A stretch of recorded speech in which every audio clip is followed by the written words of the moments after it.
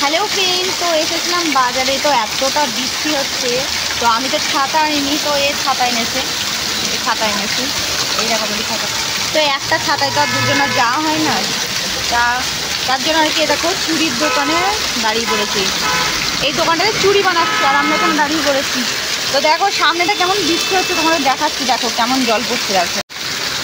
তো দেখো বন্ধুরা, সবাই কেমন মানে বৃষ্টিটা কেমন হচ্ছে দেখো, রাস্তা পুরো একদম দেখো কেমন বৃষ্টি হচ্ছে, যেন হচ্ছে ওপর থেকে কেউ জল ফেলছে। দেখো বাপরে বাপ, দেখো গাড়িগুলো সব ভিজে ভিজে আসছে দেখো।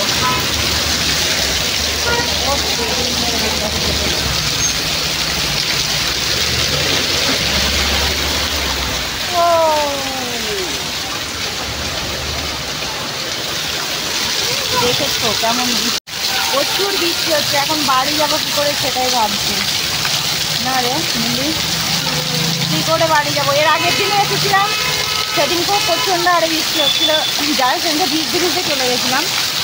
তো আজকে ফেরা যাবে না, যা ঠান্ডা লেগেছে, শরীরটা খুব একটা ভালো নয়।